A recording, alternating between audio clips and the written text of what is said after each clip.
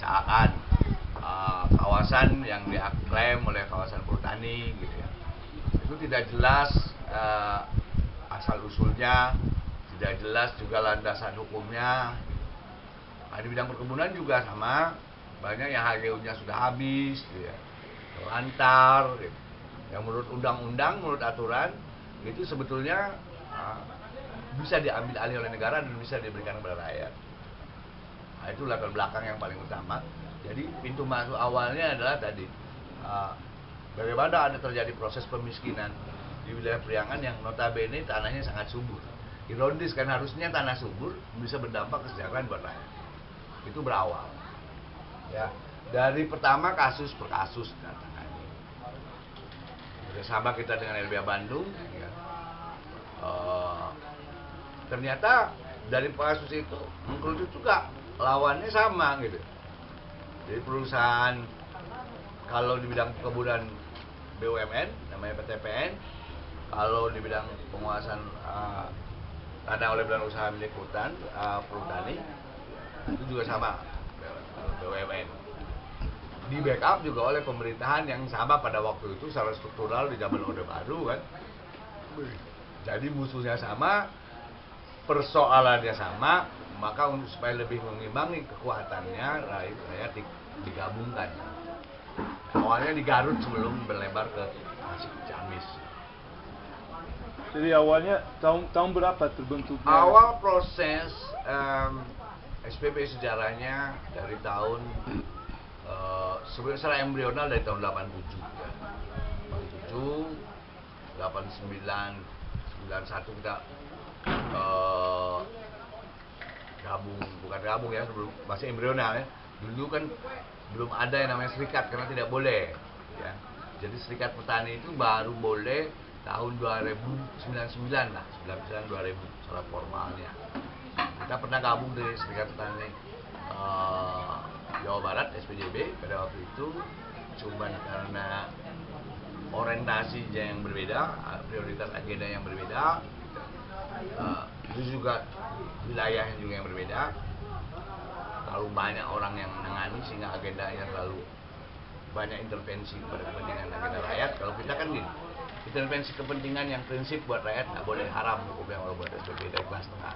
Tapi intervensi strategi, intervensi dalam bentuk transformasi, pengetahuan, teknologi tepat guna yang dibutuhkan oleh rakyat, akses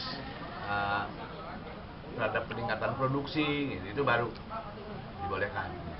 Nah, berbeda dengan di SPJB pada waktu menurut cara pandang kami. Nah, begitu tahun 99 memang reformasi, begitu saya keluar dari penjara gitu ya, kasus yang pernah kita tangani dikumpulkan ya, dideklarasikan di Garut pas hari 24 Januari ya, deklarasinya ya. Jadi awalnya intinya dari kenapa terbentuk SPP, kenapa alasannya? Ya ada tadi ya, jadi terjadi pemiskinan. Ada tanah negara yang sangat luas. Menurut Undang-Undang Dasar 45, menurut Undang Pokok Agraria, tanah negara itu kan prioritasnya harus milik rakyat. Tapi prakteknya terjadi manipulatif ya, misalkan ini HGU habis tanpa ditanya kepada rakyat. Nah, seharusnya kan HGU ini ada, dibolehkan di Indonesia setelah kemerdekaan ini. Itu pada waktu itu kan sebelum kemerdekaan dikuasai kolonial ya, dikontrakan oleh pemerintahan kolonial Belanda, oleh POC, bukan pemerintah, oleh perusahaan POC ya. Lalu dikontrakan kepada perusahaan asing. Nah, begitu merdeka, maka secara otomatis ini menjadi kekayaan negara. Dan kekayaan negara prioritasnya kepada rakyat. Nah, pada waktu itu rakyat tidak terlalu butuh karena mungkin sedikit atas tanah itu, atau ada yang kurang butuh, atau karena memang di tanah-tanah perkebunan sudah ada produksi, maka tanah tersebut dikuasai oleh tentara. Nah, oleh tentara dikuasai pada waktu itu awal-awal kemerdekaan dan dijadikan badan usaha milik negara. ya, BUMN. Yang sebetulnya itu hanya sekedar kapling-kapling tentara aja pasca kemerdekaan waktu masih transisional ya. Nah, masyarakat juga ada yang kalau yang butuh gitu, masyarakat yang membutuhkan langsung tap PKI gitu.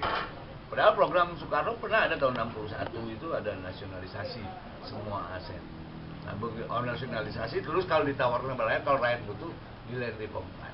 Nah, ternyata karena ada peristiwa dulu di Orde Lama ya, ada beberapa kasus mungkin yang bersengketa sehingga antara PKI dengan beberapa perusahaan, sehingga itu menjadikan stigmatisasi sehingga rakyat tidak dibolehkan lagi yang untuk mendapatkan akses kemanfaatan termasuk juga pemilikan terhadap tanah negara. Padahal undang-undang mewajibkan ke sana. Nah, jadi kita melihat ada situasi kemiskinan yang cukup tinggi di wilayah Priangan. Di sisi lain, ya kemiskinan di dalamnya termasuk akses pendidikan yang sangat rendah, ya, akses terhadap fasilitas infrastruktur negara juga jalan-jalan pada rusak, gitu ya. Dan mereka di daerah-daerah kawasan kebun ini kalau nggak jadi buruh kebun atau di kawasan hutan adalah penyumbang terbesar menjadi buruh miskin kota di Bandung dan di Jakarta ya, kalau di daerah Priangan ini. Buruh-buruh informal ada yang di pabrik, ada yang di kuli bangunan dan sebagainya. Nah, di sisi lain ada tanah negaranya. Hal yang lainnya juga ada juga aturan yang membenarkan. Tinggal bagaimana melahirkan keberanian masyarakatnya. Karena masyarakat sangat traumatis juga ya terhadap peristiwa 65, terutama di Garut ya. Sejarah SPP berawal kan dari Garut. Di Garut, di wilayah-wilayah yang sekarang basis SPP ini kan di pinggir-pinggir ya, di daerah-daerah yang terpojok itu, jadi yang terisolir gitu. Di zaman tahun sekitar 62 lah sampai 65 terjadi klik politik gitu ya antara DI terus komunis gitu ya. Pada waktu itu menurut cerita sejarah kan ada orang-orang yang tidak pernah terdokumentasikan secara baik ya, dokumentasi sejarah, mayat itu udah susah dibuang ke kali, akhirnya di jalan-jalan. Nah, sehingga kalau rakyat mau menggugat gitu aturan yang dibenarkan oleh aturan ruang aturannya gitu ya, pemanfaatan terus juga kewenangan untuk mendapatkan akses juga dilindungi keterjaminannya, itu terhambat oleh stigmatisasi yang dilakukan oleh pemerintah untuk menghalang-halangi. Itu prosesnya lah. Bahkan bisa dikatakan SPP yang pertama demonstrasi ke DPR, basis SPP yang sekarang di basis SPP yaitu di daerah Sanggara ya. Kalau Badega dulu tidak ke DPR kan, DPR RI. Dulu mau aspirasi aja, menyampaikan aspirasi hanya 40 orang dihadang panser di DPR RI. Jadi mungkin musyawarah ngumpul, mengorganisir aja, rapat aja udah digerebek. Gitu. Mungkin Pak, begini pertanyaannya. Dengan latar belakang masalah yang serumit itu, bagaimana SPP mengambil langkah untuk memberi satu untuk menjawab masalah ini? Ya, kita menyadari ya, di satu sisi kan kita juga ada cita-cita ya, ada idealisme yang memang kita bangun, kita pupuk, dan ada optimisme ya, rasa optimistik di dalam diri kawan-kawan muda pada waktu itu di Garut, 2, 3, 4 orang lah ya, dan sangat berkeyakinan gitu, bahwa tidak akan ada yang abadi dalam kekuasaan gitu. Saya sendiri 2 kali masuk penjara gitu dalam konteks mengorganisir sengketa ini kan. Ada beberapa tokoh gitu. Dan saya meyakini betul, menganalisa betul dari awal proses ancaman, proses penghancuran sekretariat, proses penahanan saya gitu. Itu adalah proses hanya sekedar penakut-nakutan supaya kita tidak mau berjuang. Kalau logika saya berpikir begini, kalau mereka menakut-nakuti kan berarti mereka butuh tanah. Mereka jauh lebih membutuhkan gitu. Nah, oleh karena itu saya berpikiran ya, Gak mungkin mereka menakut-nakuti kalau seandainya dia nggak butuh. Akhirnya bukannya kita mundur, bukannya kita takut, karena kita tahu bahwa itu adalah program strategi mereka menakuti. Ya, jawabannya harus berani. Tinggal bagaimana persoalan berikutnya adalah dalam konteks berani-beranian ini, bagaimana beradu siasat. Nah, karena saya berpikir juga mereka ini kan tidak pernah ada yang misalkan kita konflik dalam perkebunan. Ya. Lalu si pemimpinnya A, di backup oleh Kapolres, Dandim, B, C misalnya. Ya. Kita beradu di situ. Ya. Lama-kelamaan mereka pindah jabatannya secara struktural. Yang ADM pindah kemana gitu, yang Dandim pindah kemana, Kapolres pindah kemana. Saya dengan lain masih tetap dijawab. Jadi jawaban tadi adalah konsistensi. Nah, dia yang didasari oleh sebuah kesadaran dan analisa yang secara tepat gitu ya. Kita memainkan siasat. Kita akhirnya karena kita konsisten, kita makin pintar, makin kita belajar dari pengalaman baik kegagalan maupun keberhasilan, dari cara-cara menjebak, dari cara-cara menangkap, cara-cara menakut-nakuti, cara-cara mempropaganda wilayah lain supaya anti SPP. Itu menjadi wilayah pertarungan kita gitu. Wilayah pertarungan propagandanya keluar, ya tentara, pemerintah, propaganda keluar, kita juga propaganda ke masyarakat di luar wilayah sengketa. Nah, cuman kan mereka kelemahannya tidak pernah orangnya konsisten menjabat di situ. Jadi mau dia boleh menang hari ini, makanya dalam prinsip kami hari ini kalah, besok kita melawan.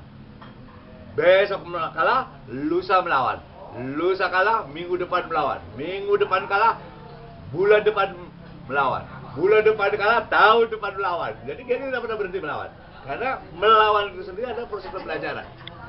Banyak temuan-temuan, terutama di dalam hal strategi. Nah, tinggal persoalannya konsistensi. Konsistensi ini bisa terjadi apabila memang kontrol terhadap kesepakatan yang dibuat itu secara kolektif dan dikawal, sehingga dan semua saling mengikat diri. Sehingga kalau saya ditahan, siapa yang melanjutkan? Kalau si tokoh ditahan, siapa yang melanjutkan? Jadi polanya tidak berubah. Orang boleh berubah kalau di kita. Nah, bila dengan di pihak lawan, dalam hal ini misalkan perusahaan dan pemerintah yang dulu backup. Kalau kita, orang boleh berubah. Sistem dan mekanisme perlawanan dan perjuangan tidak berubah. Apa saja strategi yang digunakan SPP jadi dalam reclaiming, dalam pertama adalah kita menggunakan nilai-nilai yang dibenarkan baik secara agama, negara, dan nilai-nilai adat ya, budaya yang ada. Bahwa kita berjuang itu untuk keadilan, untuk peningkatan kesejahteraan. Agama mana yang bisa melarang? Hukum mana yang bisa melarang? Ya. Budaya apa yang bisa melarang? Orang berjuang untuk kemiskinan. Dan itu harus secara konsisten digambarkan. Bagaimana bentuk upaya penggambarannya? Pertama adalah prioritas yang memang menjadi anggota SPP yang berjuang adalah betul-betul orang miskin yang tidak memiliki tanah. Jadi kita data. Nah, kalau misalkan dia kaya, ada pendukung saja. Ya. Kayak Darmawan itu dulu kaya, itu bapaknya di Sagara misalnya. Ya. Dia walaupun mensupport, dia hanya sebagai pendukung, tapi bukan anggota. Nah, yang kedua, kita juga karena mengadopsi nilai-nilai ya, perilaku nilai-nilai yang memang yang berlaku juga di adat yang bisa dianggap tidak asosial gitu. Jadi parameter-parameter yang akan dipropagandakan oleh pemerintah dan pihak lawan itu diantisipasi. Indikasi-indikasinya, indikasi kejahatan, indikasi merugikan, itu. Nah, hal yang berikutnya yang terpenting adalah setiap perjuangan selalu harus menimbulkan manfaat, sekecil apapun. Nah, itu kegunaannya apa? Satu, menumbuhkan keyakinan. Kedua, di dalam proses perjuangan itu sendiri, kalau dalam bahasa Sunda itu, jangan yang borok dirojok-rojok. Artinya yang luka dikorek-korek. Jangan yang udah miskin dibikin tambah miskin lagi dengan persoalan yang ada. Jadi kita hitung betul. Kita tidak akan pernah berani, kita hitung ya, tidak akan pernah berani kita kasus ini menjadi manifest, gitu. Sekiranya bakal kalah. Kita tidak akan pernah berani berebut, bersengketa tanpa tanah dikuasai lebih dulu. Nah, itu strategi-strategi kemanfaatan. Sehingga kalaupun misalkan berjuang membutuhkan biaya, tanah itu sudah hasil. Artinya apa? Kalau belum kuat kita laten aja dia berjuang. Sembunyi-sembunyi bergerilya, pura-pura tidak ada organisasi. Jadi buka. Nah, kalau begitu kita kuat, basis dukungan sosial di sekitar itu juga berimbang minimal, ya kalau bisa lebih kita. Karena yang ditakutkan kita. Ya. Dari awal yang dilakukan oleh perjuangan saya dan kawan-kawan di SPP adalah konflik horizontal, di mana masyarakat di sekitar itu dimanfaatkan oleh negara, dimanfaatkan oleh para pengusaha melalui tokoh-tokoh atau ketua adat atau pimpinan-pimpinan masyarakat untuk menghantam kita. Makanya secara materi, ya, propaganda yang akan sekalian menjelekkan itu diantisipasi. Yang kedua, bagaimana legitimasi di wilayah. Kita akan jelaskan sebelum. Jadi kalau pertama penjelasan sosialisasi pentingnya perjuangan disampaikan kepada rakyat adalah seputar wilayah-wilayah itu. Sehingga kalau ada apa-apa kita dapat backup. Memang itu juga dari proses pembelajaran. Awalnya kita selalu mungkin negara dan kekuasaan dan pengusaha baik perhutani maupun perkebunan awalnya mungkin strike ke kita. Kita juga fokus mikirin strategi dia. Ternyata kita dicolong bayar, misalkan isu pernah kita diserbu oleh beberapa daerah gitu ya, sewa bayaran karena dianggap kita secara ideologis tidak bertentangan dengan ini ideologis. Terus juga kadang-kadang disebut juga apa namanya agama itu aliran sesat itu agama gitu ya. Atau kafir karena memang jahat gitu mencuri tanah orang, itu bukan tanah orang, tanah negara, itu bukan tanah privat. Atau kadang-kadang kalau di wilayah kehutanan gitu ya, di wilayah perhutani, isunya padahal kita mau mereboisasikan disebut kita menghancurkan sumber mata air kayak begitu. Nah, itu juga, tapi kita selalu strategi lawan tidak hanya sekedar diantisipasi, juga diserap menjadi sebuah proses pembelajaran. Termasuk juga isu-isu yang dipropagandakan oleh mereka.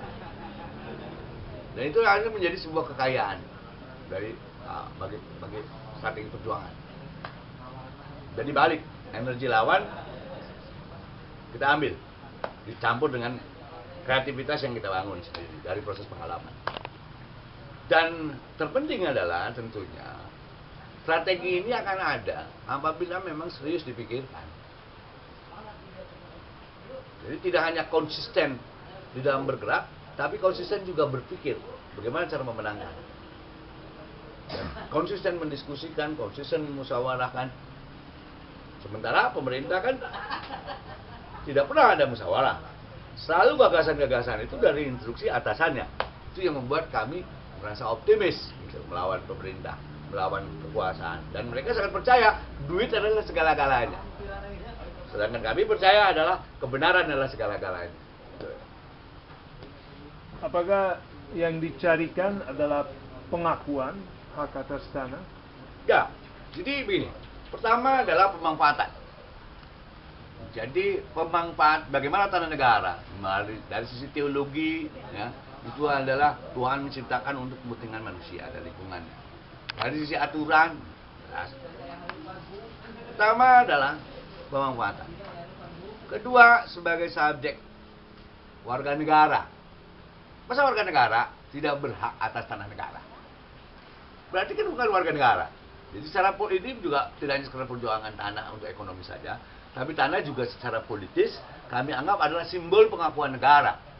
Di mana rakyat yang selama ini terasingkan, ya, dia hanya dilibatkan sebagai penduduk saja, tidak, tapi dia diakui sebagai warga negaranya. Kita berebut hak kewarganegaraan dengan merebut simbol kekuasaan negara atau kekayaan negara. Nah, yang berikutnya adalah tentunya bagaimana supaya ada keterjaminan kemampatan ini. Di kemampatan ini juga harus berperspektif keadilan, karena kita perjuangan dari awal adalah keadilan. Ya. Peningkatan kesejahteraan bagi orang miskin, tapi perspektifnya adil, bukan nafsu. Bukan yang miskin didorong menjadi berdaya, setelah itu dia menguasai yang lainnya, nggak begitu. Jadi kita dalam berjuang juga sama. Makanya bisa kalau kita konflik dengan perkebunan, walaupun perusahaan perkebunan dia memanfaatkan buruh kebunnya untuk melawan kita, kita selalu memposisikan mereka juga sebagai subjek yang harus kita perjuangkan. Contoh paling pasti di Desa Sagara, ya, di Kecamatan Cibalong, Kabupaten Garut, di mana hampir 40% gitu, petani yang awal membuka, ya, akhirnya kepada buruh kebun. Karena buruh kebun sendiri kadang-kadang ada 20 tahun, 60 tahun kerja di perkebunan, pensiun, dia tidak mampu membutuhkan, jangankan punya lahan pertanian, untuk perumahan aja dia nggak punya lahan perumahan. Dan kita fasilitasi itu. Nah, jadi ada kriteria-kriteria yang jelas yang dilakukan kawan-kawan. Yang di Sagara itu saya dengar ceritanya, dan di sana ada disertifikasi dan sebagian menjual tanah. Mungkin bisa cerita sedikit tentang itu? Ya, nah itu juga dari proses pembelajaran. Awalnya kan tadi tujuan kita adalah pemanfaatan. Pemanfaatan bagaimana selanjutnya adalah untuk keamanan dan kenyamanan, dan dalam konteks pengakuan peningkatan nilai produksi daripada tanah itu, baik secara ekonomi maupun sosial. Lalu ada keterjaminan, kan? Keterjaminan itu yang terbenarkan, yaitu dicatatkan di administrasi negara. Ya, itu yang disebut dengan tidak hanya sekedar pengakuan, tapi itu juga dicatat. Sehingga ini bisa pemanfaatannya berkelanjutan dan bisa jatuh waris bagi yang mau bertani tentunya. Ya. Nah, awal ke sana kita tidak belajar bagaimana dampak, ya, karena dulu yang dipikirkan adalah dampak kalau perjuangan kalah, gitu ya. Dampak kalau mau berjuang pasti ada risiko, dan risikonya apa, itu aja yang dipikirkan awal, tidak pernah terpikir yang lain. Nah, dari proses awal perjuangan yang berhasil, ternyata ada memang tanah yang dijual, katakanlah itu tanah menjadi produktif. Dan saya melihat juga di serikat-serikat lain juga begitu. Nah, kalau konteks Sagara dan daerah-daerah yang bukan untuk prosesnya wisata atau nilai tanahnya yang tinggi, itu karena memang ada beberapa hal, Pak, ada beberapa faktor lah yang menyebabkan itu juga. Pertama, dia waktu awal rakyat ini miskin, tidak punya tanah. Cita-cita petani kan satu, punya tanah. Cita-cita kiai ingin naik haji, kan gitu. Kalau cita-cita akademisi kan ingin jadi doktor, kan gitu. Ya. Kalau tidak ada petani, ingin punya tanah. Tanah itu perspektifnya seluas-luasnya. Waktu awal dia bisa mengaku sebanyak-banyak. Seperti di masyarakat adat lah, karena saya ini suka-suka hati gitu. Kalau di Palembang sekuatnya dia ketepel, kan gitu ya. Kalau di Dayak saya lihat sekuatnya dia mandang gitu loh, budaya mana. Nah. Tapi budaya pertanian kan berbeda. Awal mungkin orang kaya yang punya tanah yang sejahtera, yang kaya, yang luas itu bisa terurus tanahnya, karena pada sebelumnya rakyat tidak memiliki tanah. Rakyat yang lainnya yang tidak memiliki tanah itu jadi buruh. Itu. Tak kala mereka mendapatkan tanah negara dan berjuang pada waktu itu karena zaman Orde Baru tidak terlalu banyak. Saya juga tidak mau menghalangi yang berjuang di garapannya di batas-batas awalnya gitu. Sementara yang tidak berjuang dikasih-kasih gitu kan. Tidak mungkin.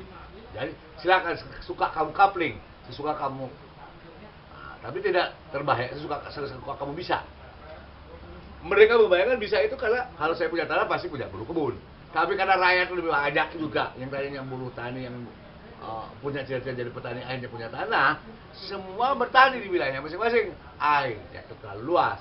Nah, sebagian kapling itulah yang dijual. Jadi kalau ngomong rakyat di desa, barang yang paling ditakuti adalah tidak memiliki tanah. Paling sangat ditakuti. Jadi menjual, berbeda kalau di perkotaan, nilai komoditinya yang tinggi, ya Betawi di Jakarta gitu, dia jual untuk mendapatkan nilai ekonomi yang menurut cara berpikir dia akan dimanfaatkan lebih berguna daripada tanah. Nah, itu kalau daerah kota, daerah tempat wisata. Karena dia juga di kota juga tidak mampu lagi bersaing hidup di kota. Dia jual, dialihkan kadang-kadang supaya lebih luas atau supaya dipakai bekal modal lain gitu. Pasti semua untuk keberlanjutan hidup dan peningkatan niatnya gitu. Nah, ada dua juga anak-anak misalkan terpaksaan. Karena rakyat tidak punya tabungan, tidak ada punya jaminan kesehatan. Kadang-kadang orang tuanya dia mengharap, dia pejuang, auto SPP, punya tanah. Anaknya semua jadi buruh di luar, nggak mau bertani, akhirnya dijual. Kedua, itu tadi faktor ini yang kedua, faktor ini. Nah, pertama yang tadi yang terlalu luas, akhirnya tidak mampu, sebagian dijual. Yang ketiga, saya tidak punya tabungan. Kadang-kadang anaknya sakit, istrinya sakit, atau nyokok menjadi pegawai negeri, nyokok masuk tentara, nyokok masuk polisi, jual tanah. Jadi itu yang faktor dijual ya. Jadi bukan dijual untuk poya-poya, untuk apa-apa, nggak ada itu jual tanah kalau untuk tanah. Ya. Tapi apakah ada pelajaran dari proses itu di mana sesudah disertifikatkan sebagian dijual untuk tempat lain juga, karena sekarang rame-rame sedang disertifikatkan dan tanah di banyak lokasi. Jadi kira-kira mungkin ada bisa kasih nasihat ke tempat lainnya. Ya. Proses pembelajarannya adalah pertama, garapan tanah itu ada batas maksimal minimal. Jadi tadi perspektif keadilannya lebih diperketat. Siapa yang mau berjuang? Siapa yang berjuang? Yang berjuang harus mendapatkan kelebihan, walaupun ukurannya tidak jelas, tapi minimal ada lebih lah. Yang kedua, ada tanah cadangan, tanah kolektif. Dimungkinkan kalau di kemudian hari, gitu, ada yang nggak kebagian bisa di sini. Yang ketiga, pelajaran berikutnya adalah update data secara terus-menerus, setiap tahun diperiksa. Batas-batasnya diperiksa. Yang ketiga, kita punya koperasi masing-masing. Jadi pilihannya yang menjual garapan dibeli oleh koperasi, oleh hotel. Atau kalau yang belum kopronya koperasi, kalau ada yang menjual, yang membeli dan menjualnya dihukumi, tanah diambil oleh organisasi. Nah, itu proses pembelajaran. Nah, nanti tanah diambil organisasi menjadi harta kekayaan kolektif. Ternyata bapaknya tidak sadar, ternyata anaknya sadar. Ya udah, nanti oleh organisasi diserahkan kepada ahli warisnya. Disita sebentar, dan itu berlaku di Cieceng gitu. Ya, jadi ada batas-batas lebih, kadang-kadang keserakahan lebih dari 2 hektar diambil oleh organisasi. Ada juga yang tadi dijual belikan kayak marka harja, ya, koperasinya nggak ada, diambil oleh organisasi. Kali oleh organisasi nanti diserahkan kepada anaknya yang memang rajin. Kalau anaknya nggak ada ya ditaruh menjadi harta milik kolektif. Itu pembelajaran penting. Tentunya di samping hal itu juga backup kebutuhan, mulai dari pola produksi dalam pemanfaatan tanah, supaya untuk kawin, untuk bisa menyekolahkan, untuk biaya menikahkan anak, ya, itu ada pola tabungan yang diinvestasikan dalam bentuk pertanian dan peternakan. Jadi maka petani SPPD harus memiliki pola produksi yang bisa menghasilkan pendapatan dimanfaatkan harian, kedua bulanan, ketiga musiman, 4 jangka menengah, kelima jangka panjang. Jadi harus integral gitu ya. Jadi, setiap lahan harus memiliki dampak pemenuhan kebutuhan menurut ukuran-ukuran waktu itu. Nah, itu juga salah satu upaya ya. Walaupun ya ini belum berhasil secara sepenuhnya ya. Tapi ya dibanding tadi bisa melihat saja gitu ya, anggota baru lihat di tanahnya blek kosong begitu saja. Kalau anggota lama agak heterogen ya, sehingga kalau nggak panen ini dia panen ini, nggak panen ini dia panen ini. Bagaimana jadi bagaimana bisa mendorong